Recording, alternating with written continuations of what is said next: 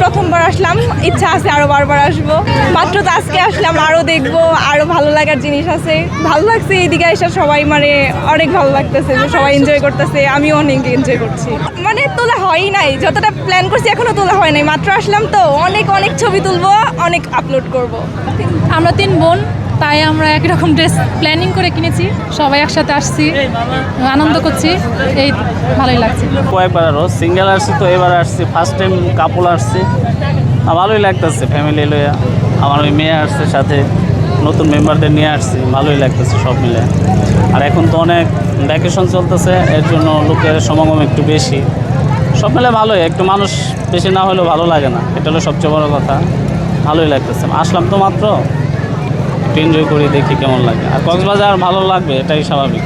বাংলাদেশের এটা একটা সুন্দর জায়গা।